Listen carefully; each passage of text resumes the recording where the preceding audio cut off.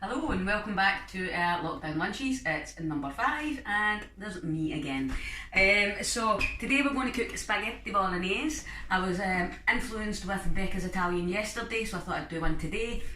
The thing about spaghetti bolognese is it's cooked everywhere in the world, but it's cooked so differently. Sometimes it's bland, sometimes it's no saucy. So I'm going to show you a spaghetti bolognese where I have picked up little parts of my dish from all different people in all different parts of the world.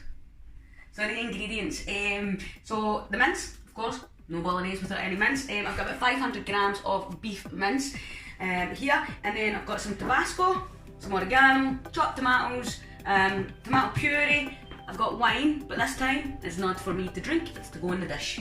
And then we've got 13 chopped mushrooms. I have a whole small white onion chopped, and it's chopped pretty small as you can see. I've got 2 bay leaves. Between my garlic here, I have 3 garlic cloves. This is 1, this is 2. They're going to get put in at separate times in the dish, that's why they're separated. And I have half a beef stock cube. You only need half of that, don't go mad with that. Alright? And then obviously my spaghetti, enough for 2 of us because it'll be me and Becca sampling the dish. So the first step is we're going to brown my mince. And I've just put the tiniest bit of olive oil in the pan just now, just to stop it sticking when it originally goes in. Alright, so all of it right in there. Now, one thing I will say about the mince, for an amazing spaghetti bolognese, it's about how you cook your mince. Take time with your mince.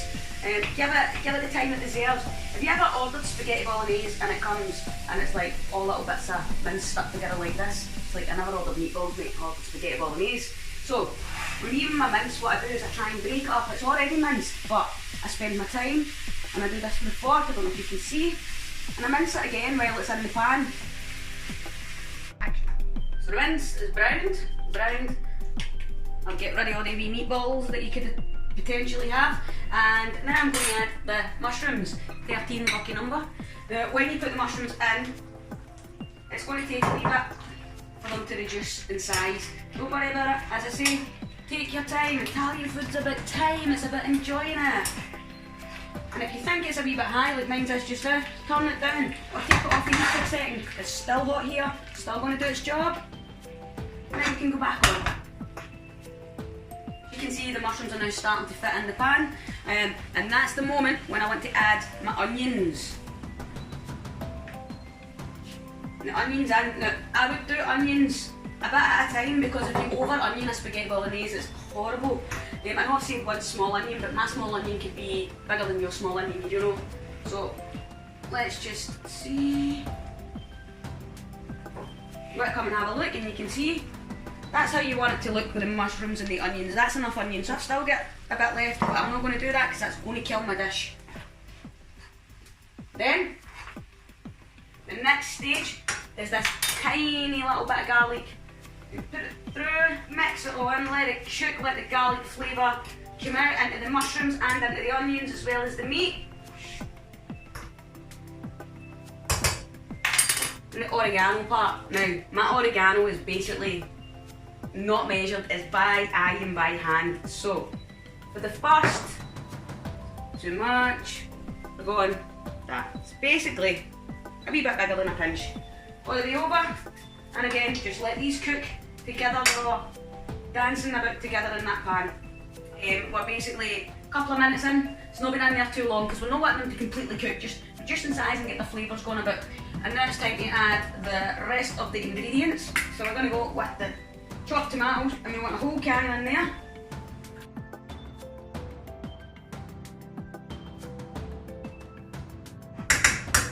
And then the next part I'm going to go with is the tomato puree. Now tomato puree, again not measured out, I'm going for eye basically and colour of redness in this. We don't want it too tomatoey, but we don't want it not enough.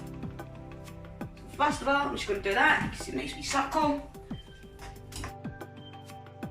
Not quite red enough for me, you can still see it's a wee bit brown around the edges there. I'm going to add another bit of tomato puree. This should be enough. And I don't know if you can see it with the camera, but that's the redness that you're kind of going for. Just another wee tip, which I did this in the camper van because of space. When you use your chopped tomatoes, it's a great wee space to use your fork. And I think you might have noticed, I use a fork for this. Just feel it works a lot better, you're more in control with it. Next is the And a good bit red wine. So I'm going to be careful about my red wine. Right now I'm just going to go for that. I'm going to leave this in just now for a wee bit later on after I've tasted it. The reason I'm doing that is, and red wine's difficult to judge in this dish, is because I could be using a Shiraz, I could be using a Pinot Noir, I could be using a different type of red wine each time that I do this, and red wine has different flavours and a different body of flavours, so I might need to add more, but it's better doing little first. I might even have to add more than what I've got in that glass, but we'll see as the time goes on. How you know when you've added enough red wine is basically a taste test, okay? So, just taste the red wine, and it's giving it richness, but it's not giving it enough richness that I want, so I'm going to add a bit more to that. But what you don't want to do is just end up with a dish that just tastes of red wine, so you need to be careful. Now we're going to add basically the rest of the ingredients. So I've got my stock cube, I'm just going to break it up and set it in there. I'm actually not going to add too much because I don't really like too much. If I need it, I'll add it again at the end. Now, we need some more oregano. I mean, as you remember, I only did a little bit to start with. Now I'm going for, again I do it by hand, but it's about 2 pinches worth of oregano.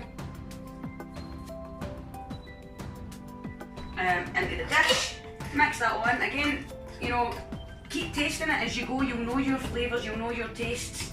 What I'm going to do is this garlic, so this is 2 garlic cloves sitting there. Now I've only picked up a dollop of it and put it in. Now the reason I do that is because I want to wait and I want to see how all my flavours are going to go. Sometimes I don't need the rest of that garlic, sometimes I do. The good bit. Little secret ingredient, the Tabasco.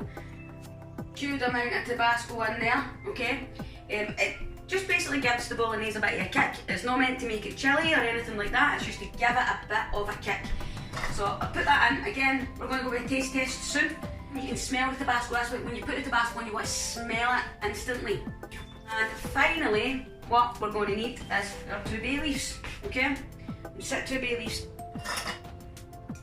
in, poked in.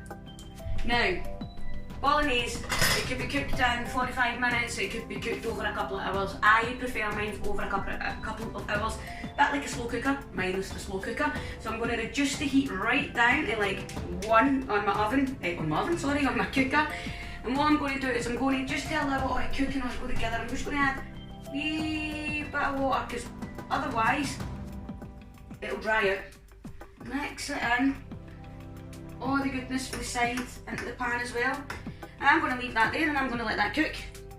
I think it's quite a superstitious thing for me when I'm making spaghetti bolognese is that I don't put any of my ingredients away, anything that I've got left, because it's easy to just be tossing right in there. This dish is about taste and it's about time. So enjoy, enjoy, enjoy. I can't wait to see what it tastes like. And finally, with bologneses, I've seen different ones because I order it everywhere. It can be red, it's brown, blah blah blah. I'm going for a bit of both. Bit of a redness and a little bit of brown. You can see the colour there, that's what you're trying to achieve if you're doing this recipe and you want this recipe to taste as perfect as it possibly can be.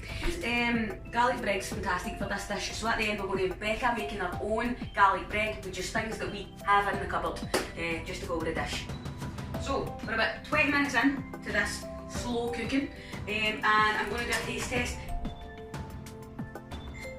Okay, it's a wee bit too herby for me. So what I'm going to do is I'm going to take out this bay leaf. I did use 2 bigger bay leaves than I normally would have. So yeah, I'm going to take that out. And it definitely needs a bit more red wine. It needs the rest of the garlic. It definitely needs some more Tabasco. It's going to cook again. I'm going to come back to this in another 20 minutes or so and see how all the flavours have merged together and see if we're at a point that we like. We're about an hour and 15 minutes in from when we first started cooking the bolognese. Perfect, absolutely perfect. So for me what I would do is I would actually, instead of just going straight in to eat this just now, I would put this off and leave it sitting maybe for 20 minutes, half an hour, because I just think all the flavours still then come together, and then I would put it back on just for a wee gentle heat while I was doing my spaghetti. As you can see, my consistency here, not too dry, but it's not too wet either, it's just perfect. If you find that you make it and you're getting to this point but you think it's ready and there's too much water in it, add a wee bit of flour to it. It'll thicken up your sauce. But yeah, this is what we're going for, people.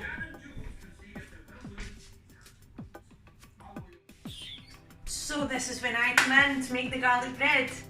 So you want to make garlic bread but you didn't buy any. I've got a simple recipe for things you should have in your home. I have 2.5 cloves of garlic, depending on how much garlic bread you want to make. It's just me and Kerry, so I've got 3 slices of bread. 1 large tablespoon of butter, and I've got some olive oil, quite similar to what I cooked yesterday. So the first thing we want to do is make a garlic sauce / butter for the bread. So what we're going to do right now is we're going to get our butter in here. We're going to get all of our garlic, 2.5 tablespoons of oil. And then that's going to sit there until we are ready with Kerry's dish to then put it on. So it's pasta time, get the spaghetti on, so my water's been boiling. Get it on there. So I've got about 7 minutes to go in my pasta, so I'm just putting the Bolognese back on a heat, medium heat, and that'll be hot for the time the pasta's ready. So this is a 5-minute mark. Kerry's dish will be ready in 5 minutes, so it's time to put our bread in the grill. So we'll put it in the grill. In a couple of minutes we'll check, we'll turn it over. We're going to put this on medium heat. And we're going to let this heat up and cook for about 3 minutes. So that's the Bolognese hot enough, that's the spaghetti ready, and now we're going to plate it up. So it's all plated up, time for the finishing touches. Just the Parmigiano. So now we're ready to take the bread out of the oven. Wow, perfect. Just spoon it onto our bread. And that's going to soak into the bread and make it lovely, soft and juicy. Okay. So we have finished products, a homemade spaghetti Bolognese and the garlic bread, basically made from normal bread. Let's see how it tastes.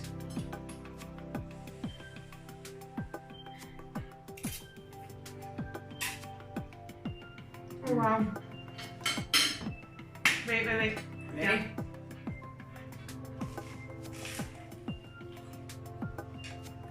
Baby. We're too good at this. Cheers. Cheers. To some more lockdown lunches. Tomorrow. See you there.